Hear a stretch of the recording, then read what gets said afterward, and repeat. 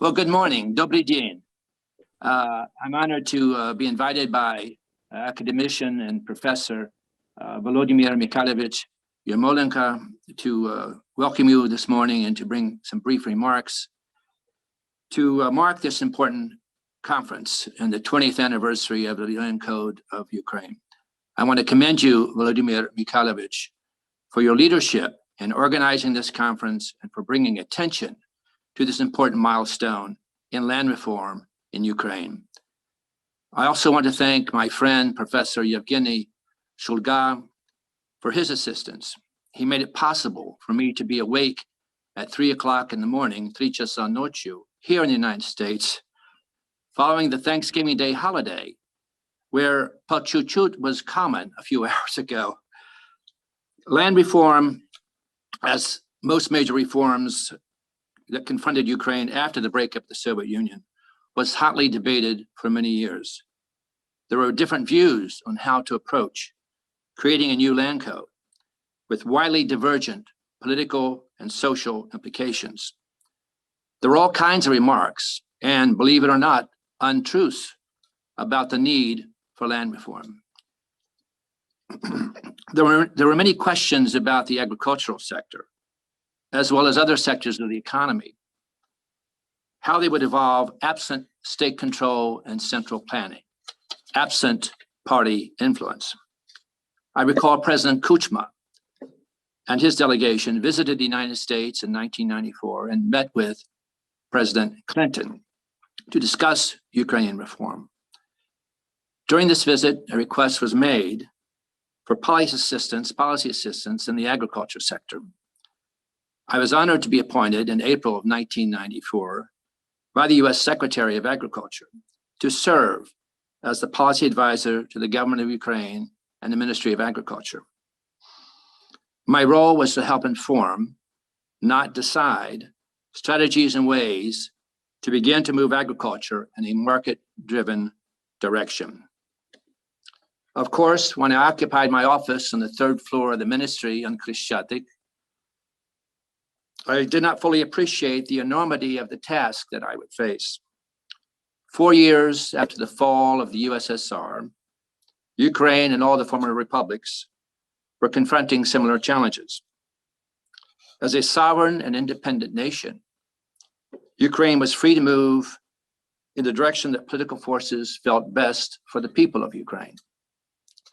I believe the best way to achieve success in my assignment was to get to know what the minister felt was important, to gain his trust, and to provide the ministry with resources to help begin the journey down the long road to a free, open, and ultimately market-driven agricultural sector. My problem was, whenever I thought progress appeared possible, a new minister was appointed. In fact, during my 3 years as a radnik in the ministry, I worked with 3 different ministers. The constant revolving door in the minister's office impeded meaningful dialogue and progress. I took to writing articles in the general press and the agricultural press to inform a broader audience of how a new Ukraine, free of the shackles of the Soviet system, could improve its agricultural sector, once dominated by the kolkhoz and sovkhoz.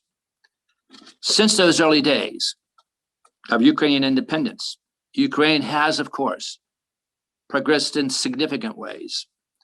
I cite my early experiences to highlight how much progress has been made since that time in the area of land reform. Land reform, for which there was little agreement and little appetite in the 1990s and the start of the 21st century, started to receive serious attention.